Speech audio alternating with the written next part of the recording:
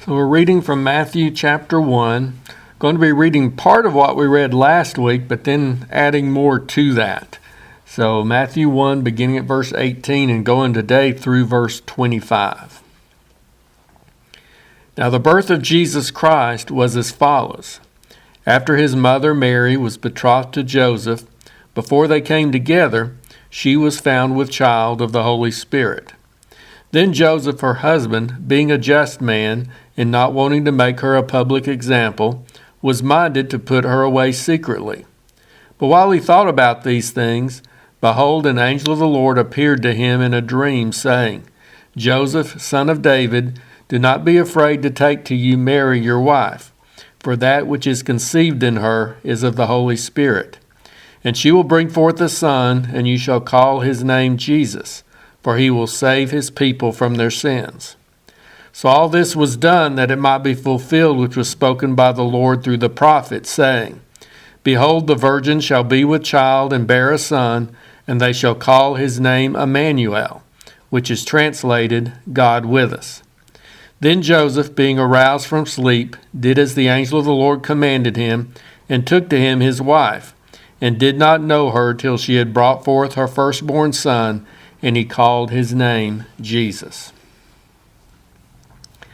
As we continue our series of messages here from Matthew chapter 1, where we're looking at various, what we're referring to as notable or significant things worth taking special note of, we've looked at the notable family tree that is listed here, and last Sunday at a notable conception. Well, this morning, we're going to focus on a notable faith. A notable faith. Now, when you think of faith in connection with the birth of Jesus, we usually think first about Mary, don't we? And so we should. When you think about her situation and the announcement that the angel made to her as recorded over in the Gospel of Luke, and the way that she responded to that, you can't help but admire Mary for her faith, especially remembering that she was likely just a young teenager at the time. So we should admire her. Now, not lift her up higher than we should, or exalt her almost to the point of worship, as some have done, but she is certainly an admirable example of faith. But the Gospel of Matthew reminds us that there was another person involved in this situation too. And we shouldn't forget about him or shortchange him. And that, of course, is Joseph. And all of this greatly involved him and affected him as well. And no matter what Mary may have done or how much faith she may have had, culturally and legally, how this all played out was going to fall in a large part on Joseph.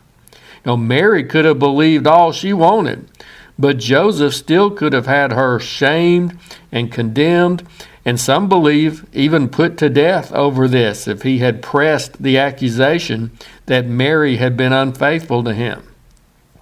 This wasn't just about Mary. It was about Joseph and Mary. They both were facing this unique circumstance. They were both confronted with something that seemed impossible. And whatever course they chose to take, it was going to affect both of them.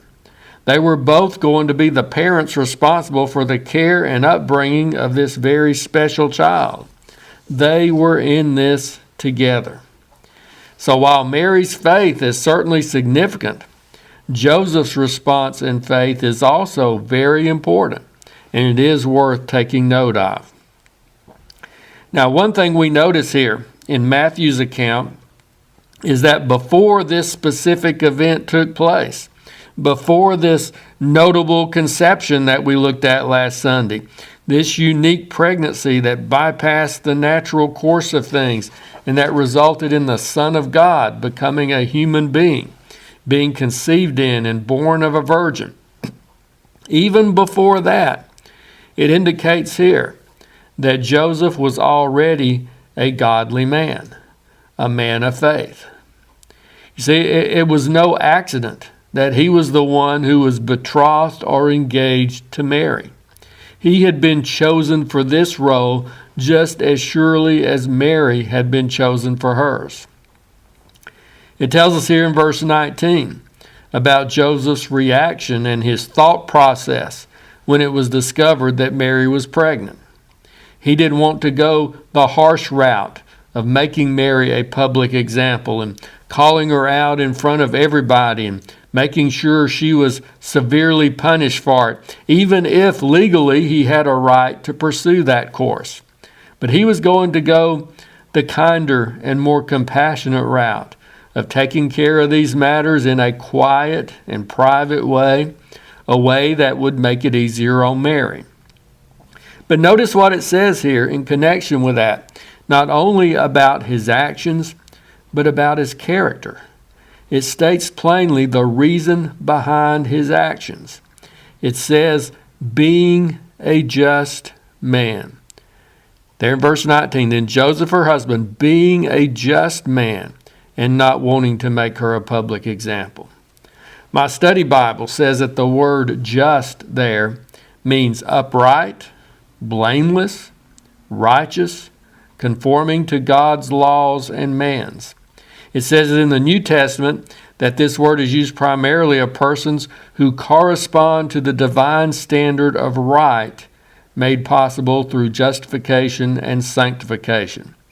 Now, in simpler terms, not using all the big theological words there, Joseph was not only basically a good guy, but he was a godly guy.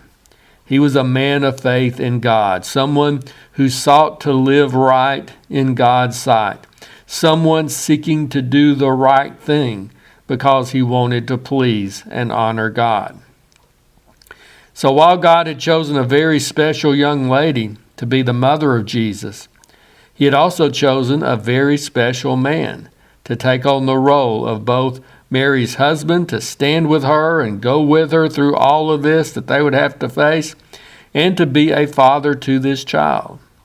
Joseph had a relationship with God, and he was willing to do what God said.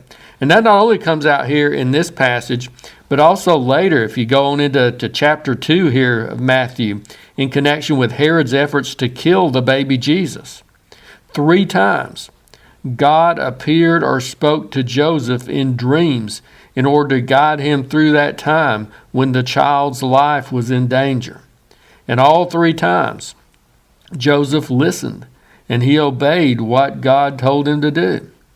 First, God warned him that King Herod was seeking to destroy the child and told Joseph to take Jesus and Mary and flee to Egypt for safety.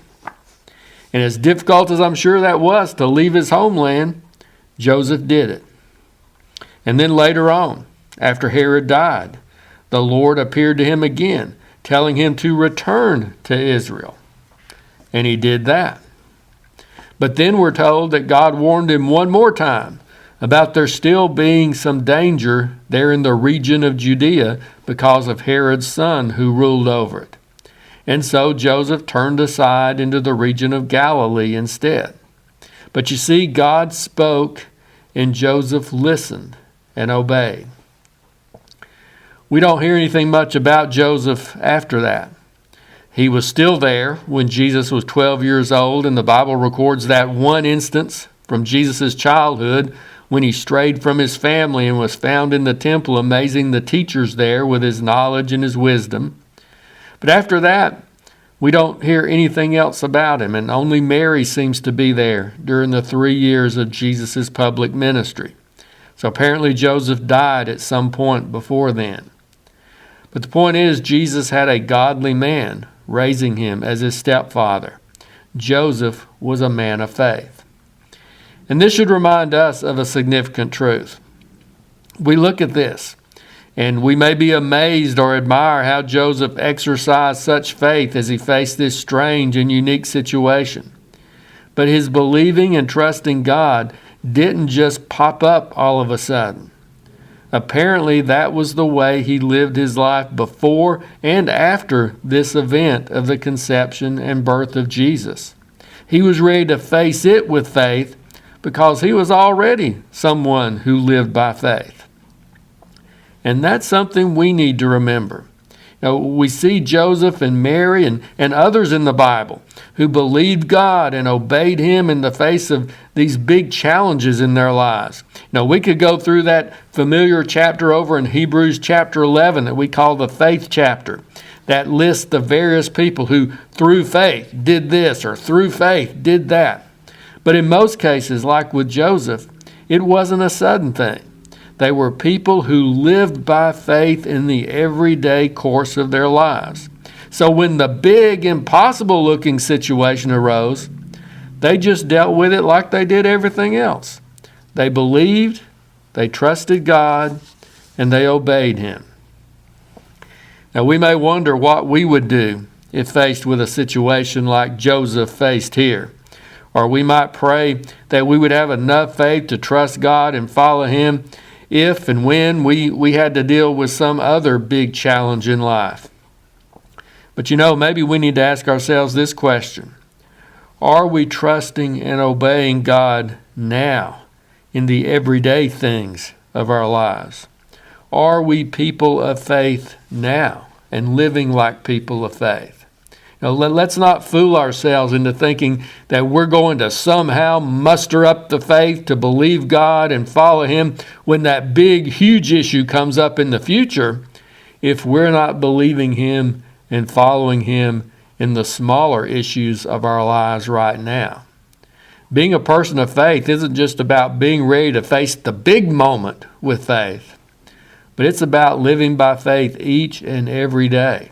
So that when the big challenge comes, God can look at us and describe us as He did Joseph, as a just, godly person, as someone who already had a relationship with God and was seeking to please Him and to live for Him. I dare say none of us are going to face the situation Joseph faced. It was unique. But we are going to face other difficulties, other situations that may seem impossible.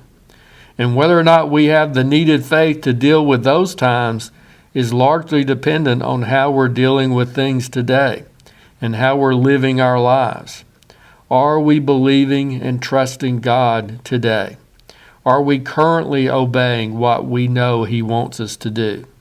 Our character today will determine what we do when faced with tomorrow's challenges. Don't wait for the big problems to exercise faith in God. Trust Him in the little things, the everyday things, whatever you may be dealing with. And then you'll be ready for the bigger issues when they pop up. So based on that understanding, that this wasn't something out of character for Joseph at all, that he was a just, godly man of faith. With that in mind, let's look at now the specific challenge presented here and his faith as he dealt with this particular situation. So Mary, the young lady he was engaged to, turns up pregnant.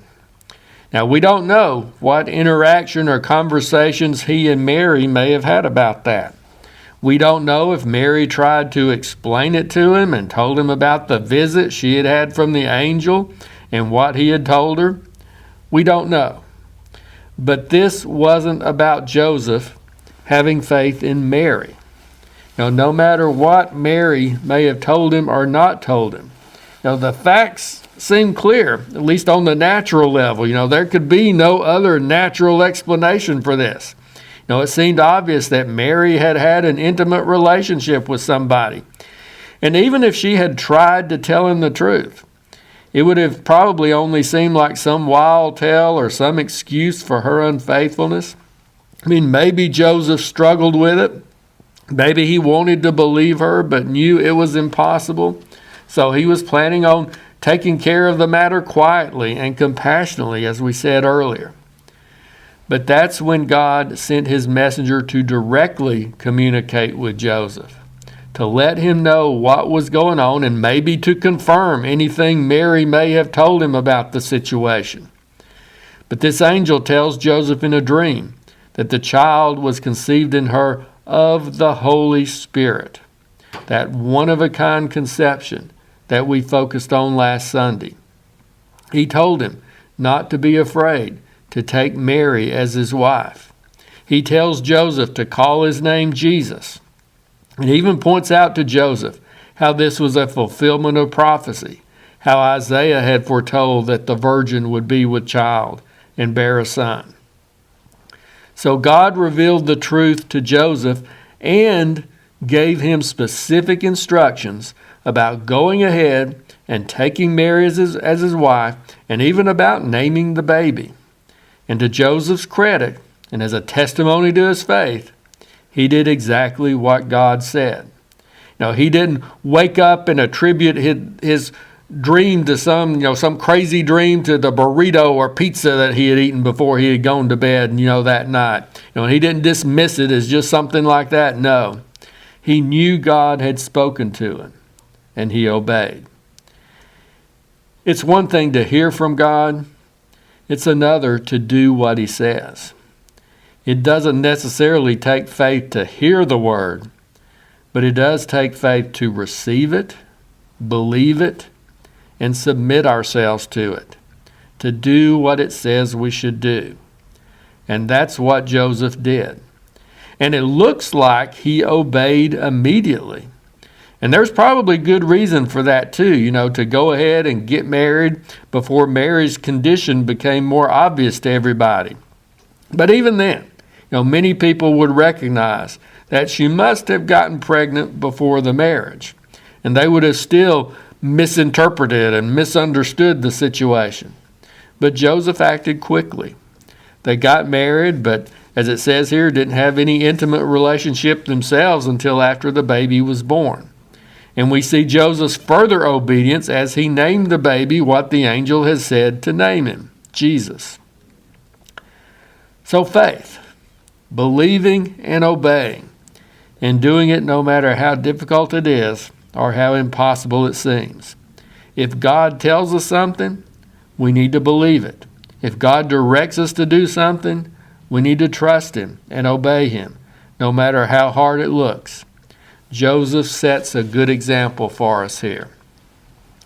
Now, it's hard to try to put ourselves in Joseph's place and to imagine what he faced. Some songwriters have tried to do that to some degree. The song along those lines I'm more familiar with is called Joseph's Lullaby. And it shows Joseph's faith in some of its words there. Some of the lyrics say, "Go to sleep, my son, this manger for your bed. You have a long road before you. Rest your little head. I believe the glory of heaven is lying in my arms tonight. Soon enough you'll save the day. But for now, dear child of mine, oh my Jesus, sleep tight." But it suggests that Joseph had faith and believed in who Jesus was. But there's another song, and I'm not as familiar with this one. It's simply titled Joseph's Song. And it expresses more of both, I think, the faith and the struggle that may have gone on in Joseph's mind. It says, "How could it be? This baby in my arms, sleeping so peacefully, the Son of God," the angel said. "How could it be? Lord, I know he's not my own, not of my flesh, not of my bone. Still, Father, let this baby be the son of my love. Father, show me where I fit into this plan of yours. How can a man be father to the Son of God? Lord, for all my life I've been a simple carpenter. How can I raise a king?" And it ends repeating these words. "How could it be? This baby in my arms, sleeping now so peacefully, the Son of God," the angel said. "How could it be? How could it be?" Maybe Joseph did ask that question and wonder about it. Any of us probably would in that situation. How could it be? But the point is that even though it was hard to fathom, Joseph still believed and followed through on that faith by doing what God called him to do. That's faith. Even when we don't fully understand, yet we know what God says, and we trust him, and we obey him. So what is there in your life that you could say, how could it be? How could it be? Maybe it's some promise God has given you. Maybe it's something he has said in his word that you have a hard time believing. Maybe it's even the truth about his love and his salvation, the idea that he loves you so much that he gave his son for you. Or maybe the idea that he can forgive you of those wrong things in your past. Or maybe it's just the whole idea that he can change you and make somebody like you more into the image and character of Jesus. Or maybe it's something related to some specific situation you're facing in your life. Whatever it is, let's have the faith to believe that if God says it, if he makes a promise, he is able to do it, in spite of how unbelievable it may be. Let's trust God to do whatever he says. And let's respond in faith, submitting to him and doing whatever that truth or that promise calls us to do. Joseph did it. He believed. He obeyed. And we can too. If you haven't already, start today to seek to be a person of faith like Joseph was.